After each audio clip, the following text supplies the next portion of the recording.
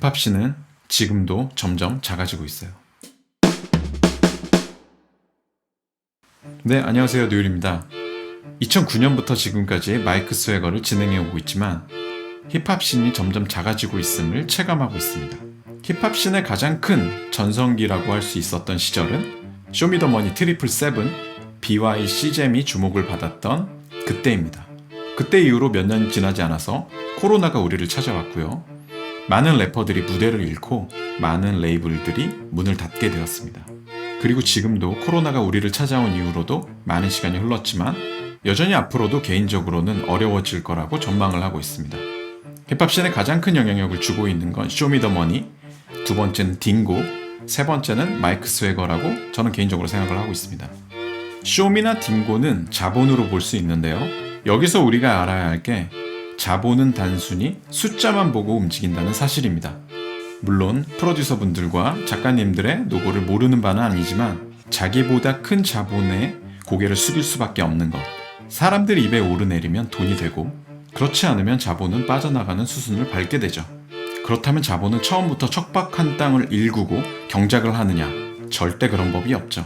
2000년대 초반부터 한국 힙합씬이 성장을 하고 많은 좋은 앨범들이 나오고 될 만해 보일 때 자본은 눈독을 들이게 되는 거죠. 아주 자연스러운 현상입니다. 우린 자본주의에 살고 있잖아요. 그렇다면 될 만한 것을 누가 만들었는가?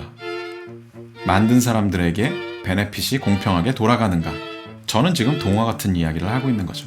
자, 여러분들이 한 번쯤은 들어보셨을 만한 젠트리피케이션.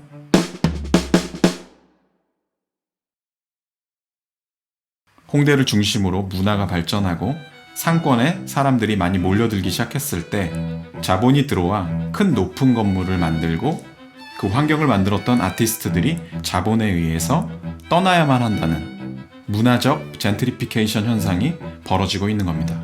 씨앗을 심고 열심히 물을 주고 나무가 성장을 해 열매를 맺게 되었을 때 빠르게 자본은 움직입니다.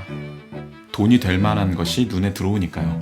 발빠르게 움직여서 레이블을 만들었던 수장들은 한몫 크게 챙길 수 있었죠. 하지만 정말 일부에 불과하죠. 작년에 유행했던 수우파나 트롯 열풍을 만들었던 미스터 트롯. 아티스트 입장에선 당연히 바람이 불 때 그 바람을 타고 높이 높이 올라가야 하죠. 이런 기회는 흔치 않거든요. 자본주의 사회에서 자본이 이런 방식으로 움직이는 건 너무나도 당연하죠. 결국 시간이 지나면 사람들은 비슷함에 지루함을 느끼게 될 거고 그때 자본은 빠져나가게 됩니다.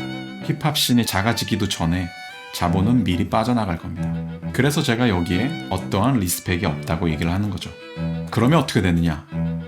원래 처음부터 힙합을 했던 사람들만 덩그러니 여기에 남게 되는 거죠. 저는 그걸 나쁘다고 생각하지 않습니다.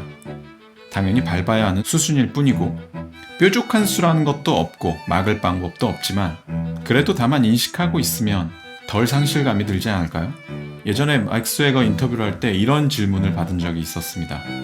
미래의 마이크 스웨거의 목표는 뭘까요? 저는 고민하다가 이렇게 말했습니다. 100만 명이 보든 100명이 보든 그 자리를 지키는 것. 뉴율이었습니다.